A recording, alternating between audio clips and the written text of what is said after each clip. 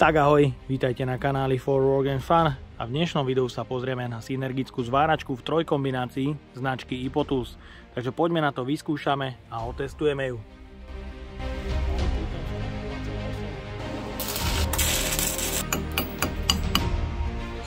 Milimetra na opriemené 4 na sklad. V predchádzajúcom roku recenzie zo spoluprác na zváračky, bolo ich naozaj dosť. A tento rok, v roku 2022, tomu nebude inak. Pretože už dnes mám doma niekoľko kusov zváračiek na recenzii od rôznych značiek, či už tuzemských, československých, alebo zahraničných. No a do dnešnej recenzie som dostal zvárací invertor od výrobcu IPOTOOLS s modelovým označením MIG225 SYN. Je to synergická zváračka v trojkombinácii, ktorá je primárne určená pre zváranie v režime MIG-MAG. Dokáže ale zvárať obalenou elektródou a taktiež TIGom. Predáva sa za zhruba 500 eur a na slovenskom trhu zatiaľ nie je dostupná. Je dostupná v Rakúsku a iných krajinách Európy. Takže poďme na to, odbalíme si ju.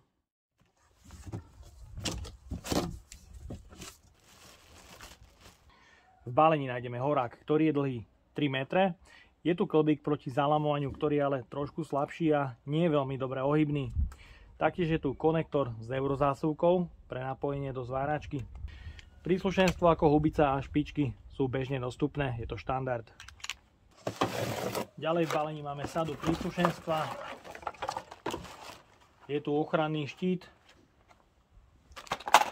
držiak pre štít, kladivko a kefa pre oklepávanie strúsky v jednom.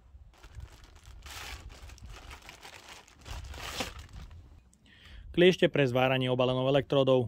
Pre uzemnenie sú slabšie, sú to obyčajné plecháče. Kábel je použitý 1x25 mm, sú dlhé 3 metre. Taktiež kliešte pre držanie obalenej elektródy sú bežné. Štekre pre napojenie do zváračky sú tu tieto menšie, 10-25. No a v balení je samotná zváračka. A v balení je taktiež užívateľský manuál.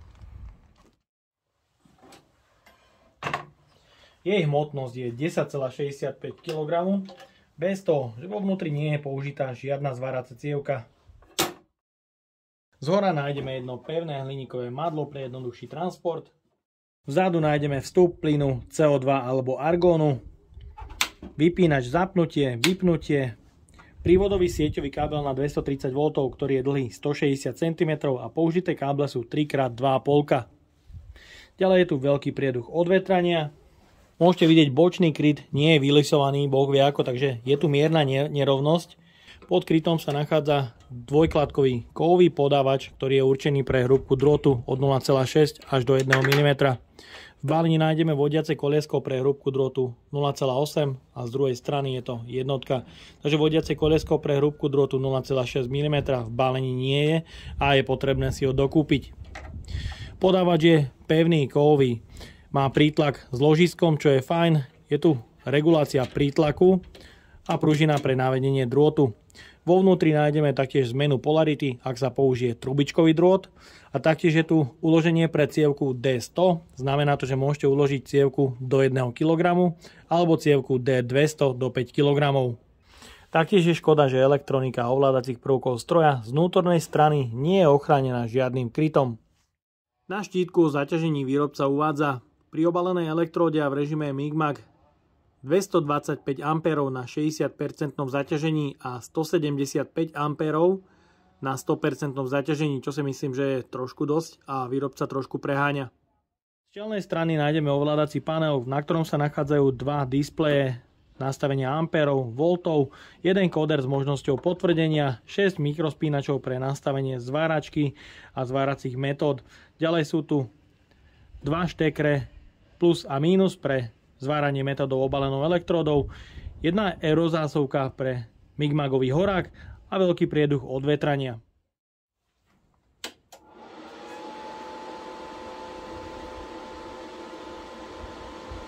Po zapnutí nabehne ovládací panel, hlučnosť je okolo 70 dB. Zváračka po vypnutí má dobeh chladenia zhruba 7 až 10 sekúnd.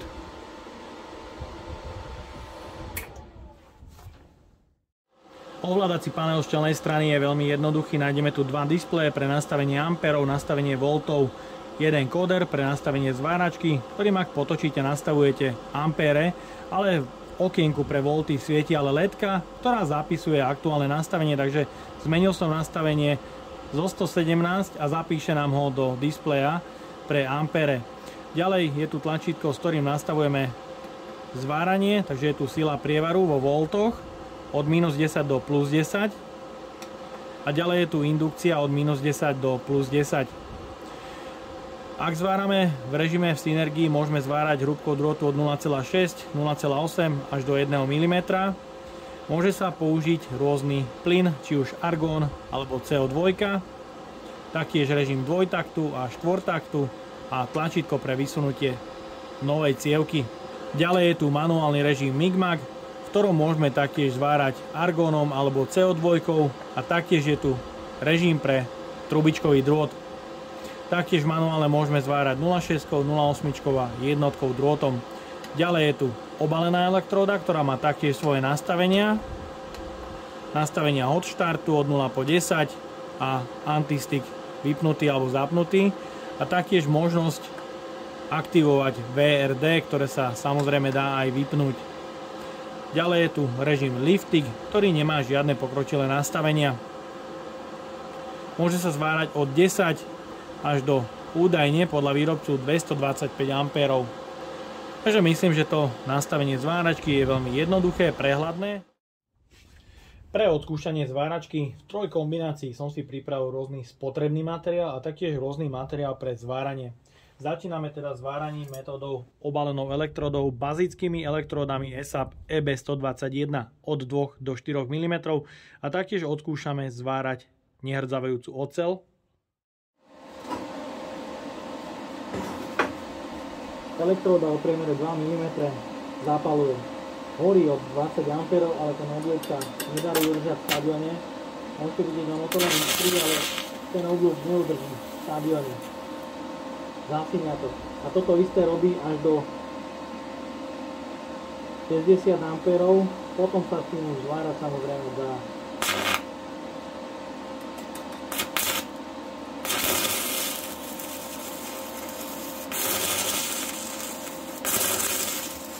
Ale môžete vidieť, ako sa to správa, nechuje to a obľúk zasíňa. To je problém, takže pre udržanie stabilného obloku je potrebné hodiť na dvojke elektróde 80 A.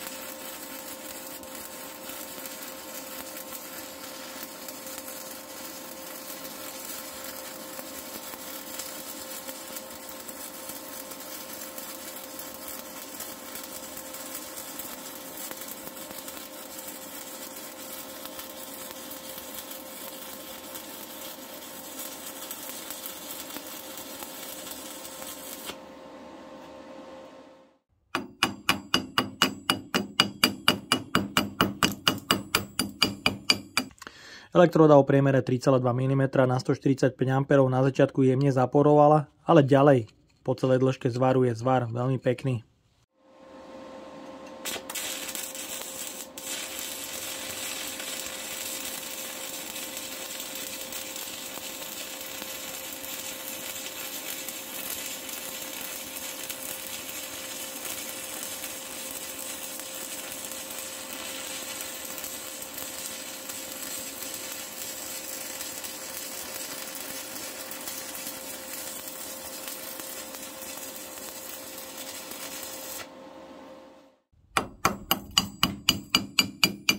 Elektróda o priemere 4 mm na 195 A horela veľmi pekne a stabilne.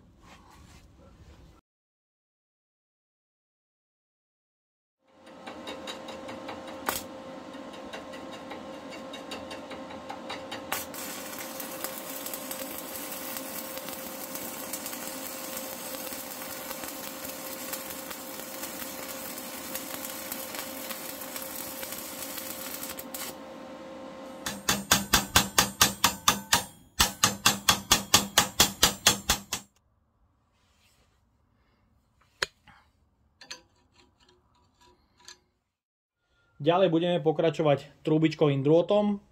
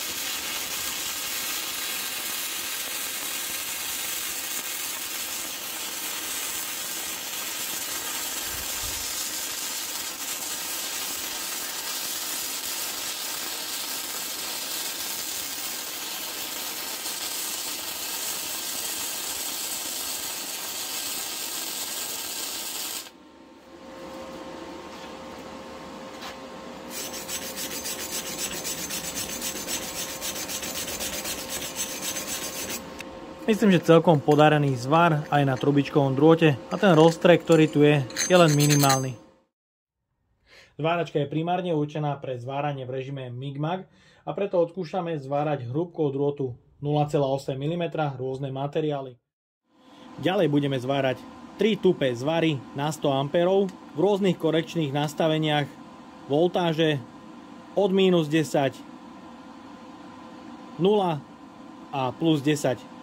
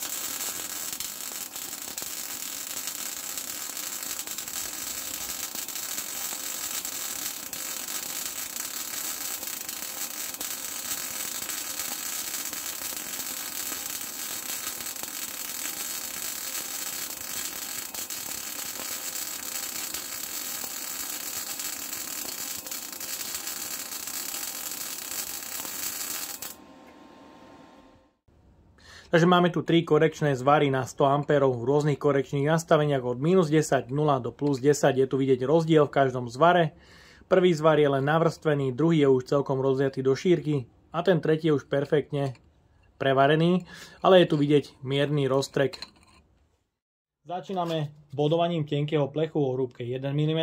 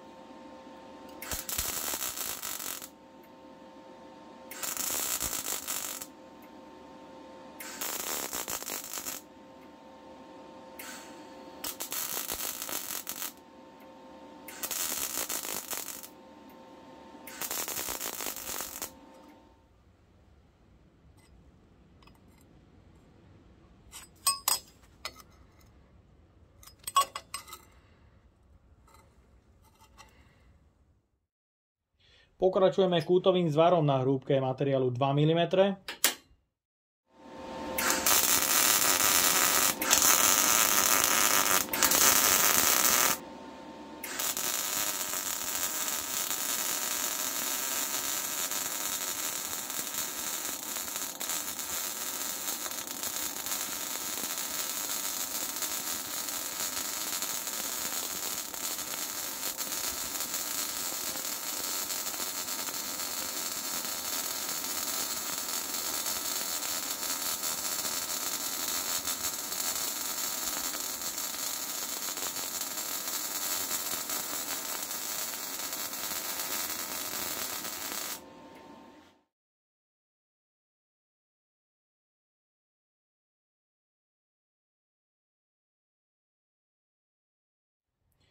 Ďalší kútový zvar o hrúbke materiálu 5 mm.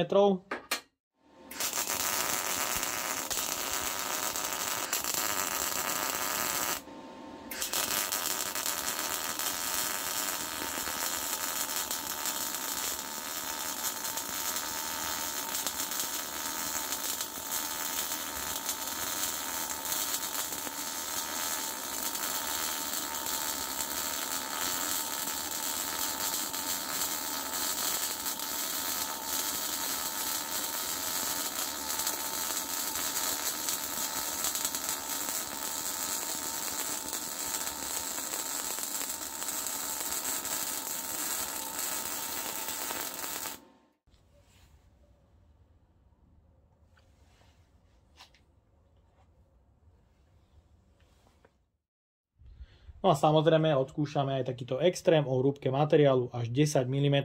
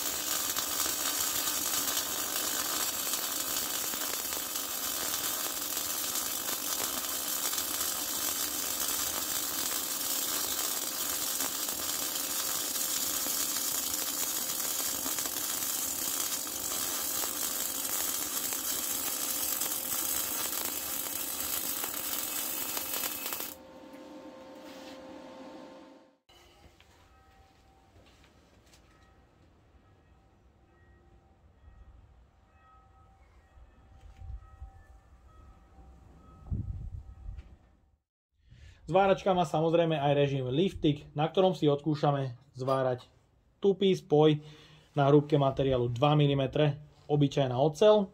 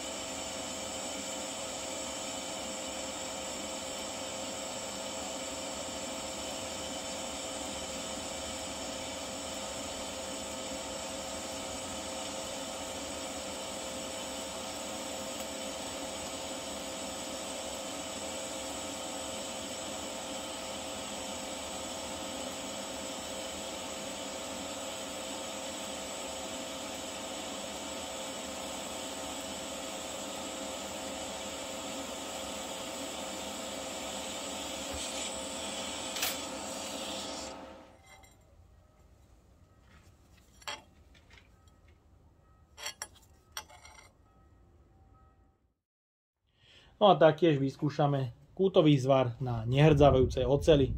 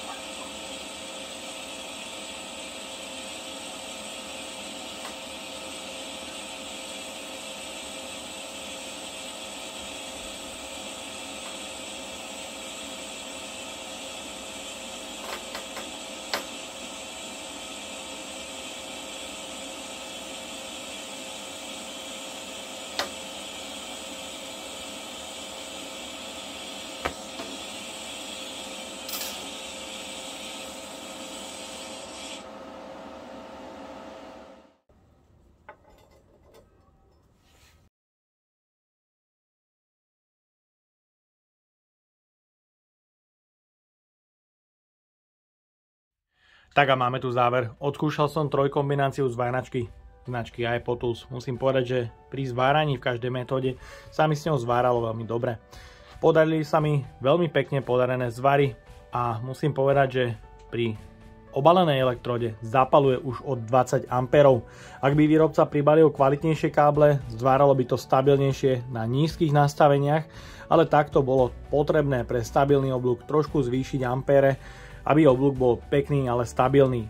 Taktiež v režime Synergia zvára veľmi pekne, odskúšal som 0,8 a jednotku drôt. V Synergii zvára veľmi pekne, má tu niekoľko pokročilých nastavení pre možnosť výberu plynu, možnosť výberu hrúbky drôtu, taktiež nastavenie indukcie a korekcie zvaru, za čo chválim, ale chýba mi tu nastavenie predfúku a dofúku. A taktiež v režime lifting sa s ňou zvára veľmi pekne, ale samozrejme záleží od zručnosti zvárača. No a jediné, čo by som tejto zváračke vypichol, je, že výrobca použil veľmi nekvalitné káble s nekvalitnou izoláciou, taktiež trošku preháňa pri zaťažovateli, uvádza až 225 A a zváračka je podľa môjho názoru dizajnov spracovaná veľmi pekne. Taktiež má kvalitný podávač, ale musím povedať, že vo výrobe si tentokrát v mojej recenzii nedali pozor a do recenzie som dostal kus, ktorý má nepresne vylisovaný plech, čo trošku kazí dojem z pekne prevedenej zváračky. No a ja dúfam, že sa vám dnešné video páčilo. Ak by ste ma aj vy chceli podporiť finančným príspevkom, dole do popisu vkladám link na PayPal Donate. No a odo mňa je to na dnes všetko. Ak sa vám toto video páčilo, dajte like, potvrďte odber a zvonček, aby vám už neušlo ďalšie video. Ahoj!